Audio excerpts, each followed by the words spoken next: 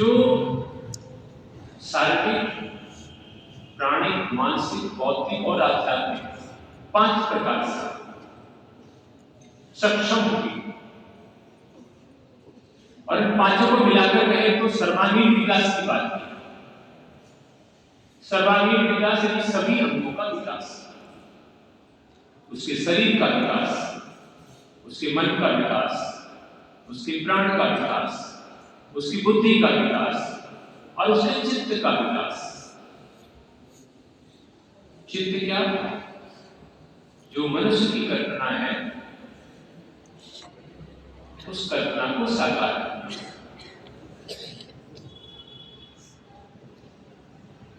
एक शास्त्रों में उक्ति आती है, एको है प्रभु श्याम। हम सब जानते हैं कि वो परमपिता एक है।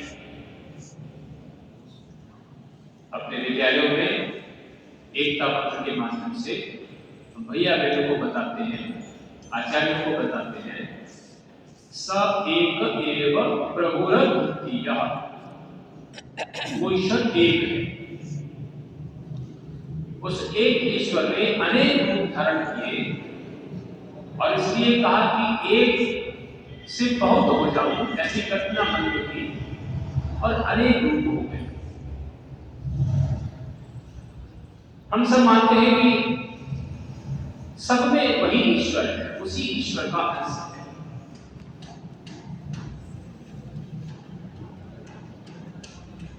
स्वामी विवेकानंद से चर्चा हो रही थी तो एक व्यक्ति ने कहा कि महाराज हमें कुछ उपदेश दीजिए, हम क्या करें, हमारे जीवन में हम कैसे आगे बढ़ें और क्या हमें करना चाहिए। तो विवेकानंद जी ने पूछा कि आप मंदिर जाते हैं? कि हाँ जी मंदिर जाते हैं। मंदिर में कौन होता है? मंदिर में भगवान होते हैं। तो भगवान कैसे दिखते हैं? तो बोले वो अलग अलग रूपों में है, विभिन्न प्रकार के स्वरूप हैं। उनका वो स्वरूप किसने बनाया? मंदिरों में जो स्वरूप हमें दिखाई देते हैं किसने बनाए? उनका वो मनुष्य ने बनाया, हमने बनाया। आपको किसने बनाया? बोले ईश्वर ने बनाया। तो बोले ईश्वर की बनाई हुई वस्तु ज्यादा महत्वपूर्ण है या मनुष्य की बनाई हुई वस्तु ज्यादा महत्वपूर्ण? उन्होंने कहा कि आप मंदिर में भगवान को ढूंढते हैं तो मंदिर में भगवान, उससे पहले आपके अंदर भगवान है, क्योंकि सीधे सीधे भगवान ने आपको बनाया है।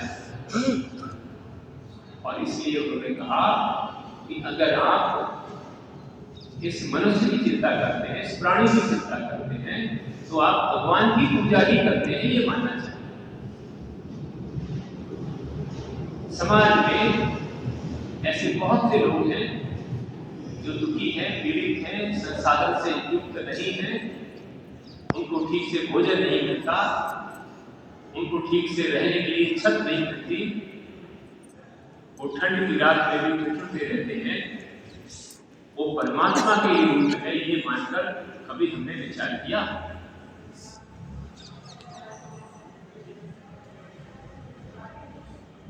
यह है चित्त का विकास होना, जिसके मन में ये भावना जग जाएगी कि ये भी मेरा ही अंश है, मेरा ही सहोदर है, मेरा ही भाई है।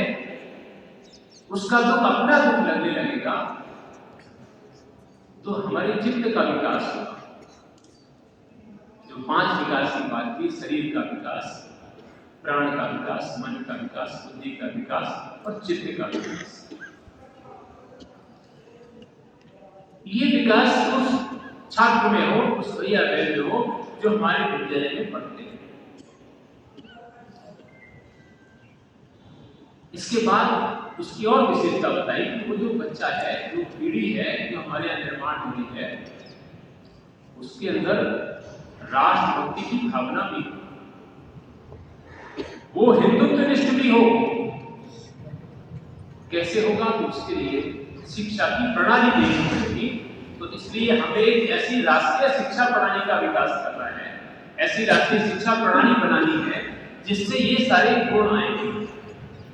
वो हिंदुत्वनिष्ठ होगा, वो राष्ट्रभक्ति से ओतप्रोत होगा,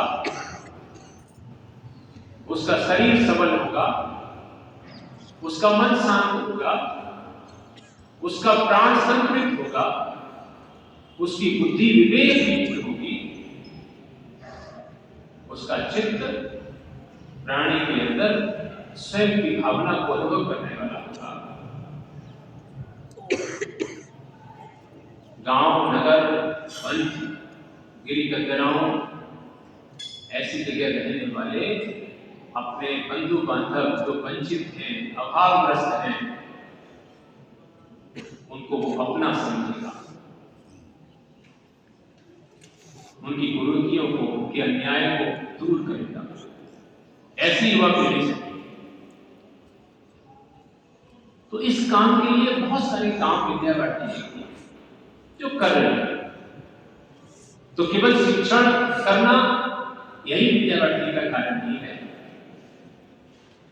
शिशु वाटिका के माध्यम से अपने छोटे छोटे भैया बहनों के अंदर जो स्वाभाविक उनके गुण हैं उनको विकसित करने का काम किया।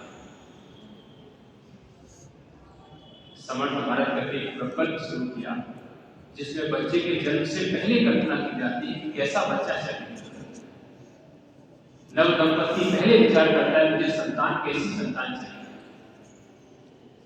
उसका लालन पालन कैसे होना चाहिए, 1 वर्ष की आयु में कैसे पालन करना चाहिए, 3 वर्ष तक उसका कैसे लालन पालन करना चाहिए। यहां से हमने कल्पना शुरू। धीरे धीरे आगे बढ़े तो लगा कि बालिकाओं के लिए अलग से चिंता करनी चाहिए।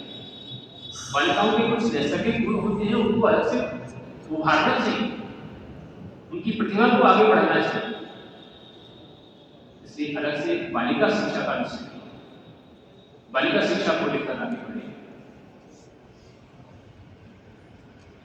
ये जो 5 प्रकार के विकास की बात की थी, ये विषय निर्धारित किए जिनको हमने 5 आधारभूत विषय कहा।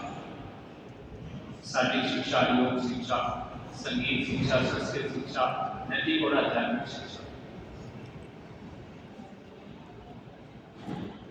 इसके साथ ही जो चित्त का विकास की बात की उसके लिए हमने सेवा को जोड़ा।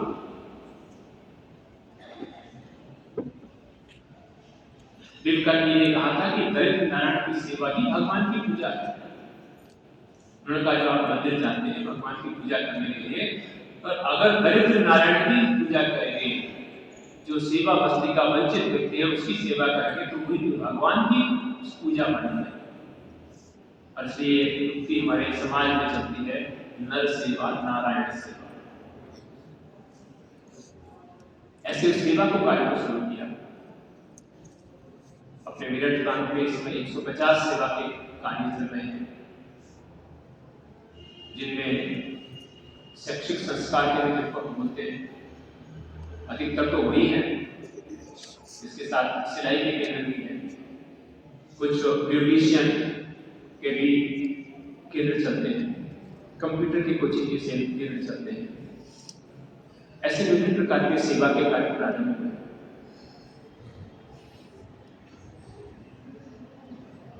ये जो सेवा के कार्य चलते हैं तो उनसे शुल्क ले लिया जाता है। उनकी चिंता सक्षम समाज होता है। एक और विषय ईसाई मिश्रण के बारे में चर्चा हुई थी, तो वो ऐसे क्षेत्र में जाते हैं जहां सुविधाओं की कमी है, जहां शिक्षा की कमी है। वहां जाकर शिक्षा का लालच देकर, चिकित्सा का लालच देकर उनको अपने साथ जोड़ते हैं और ईसाई बनाते हैं। ऐसे स्थानों पर विद्या भारती ने विचार किया, संघ ने विचार किया, और वहां छोटे छोटे केंद्र खोले ऐसे वंचित जगह पर। और आज ये हम सबको संतोष है कि बहुत सारी अपनी उस समाज की शक्ति को बचा पाए हैं जो ईसाई होने से बची। उसमें ये संस्कार केंद्रों का बहुत महत्वपूर्ण योगदान। ऐसे केंद्रों में चलने वाले उन बच्चों की कल्पनाएं हम सबके मन में रहती है, तो हम उसको अंदर से अनुभूत कर सकते हैं, अनुभव कर सकते हैं।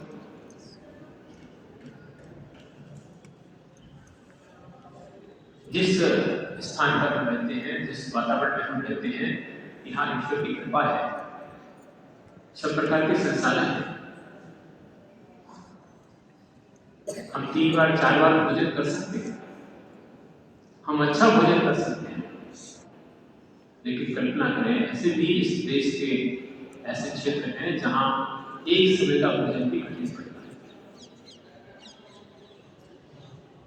अगर हमारे चित्त का विकास हुआ है तो हमें ये लगना चाहिए कि वो भी हमारा ही भाई है, और यदि वो मेरा अंश है, मेरा भाई है, तो उसकी चिंता मैं करूंगा, उसके संसाधनों की व्यवस्था मैं करूंगा, उनकी शिक्षा की व्यवस्था मैं करूंगा, उनकी चिकित्सा की व्यवस्था मैं करूंगा, और इस सब के लिए फिर धन चाहिए। तो ये सोचा गया कि इसके लिए कोई ऐसी स्थायी व्यवस्था की जानी चाहिए। ये एक ऐसा व्यय है जो निरंतर होगा। तो विद्या भारती ने समर्पण के कार्यक्रम की योजना, भैया बहनों के अंदर समर्पण का भाव जगाते हैं,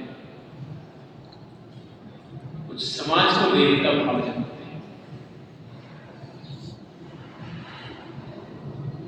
आपके पास पत्र अगर पहुंचा होगा जो यहाँ से बना है, उसमें नीचे एक पंक्ति लिखी है, देश हमें देता है सब कुछ, हम भी तो कुछ देना सीखें। हमारा जब जन्म हुआ था तो हम कुछ लेकर नहीं आए,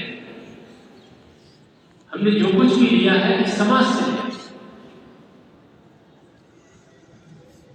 तो जब समाज से हम लेने के हकदार हैं तो हमें देना तो पड़ेगा। इसलिए कहा कि कुछ देना सीखें। वर्तमान परिस्थिति की बात करें तो ये देने का भाव धीरे धीरे कम हो रहा है।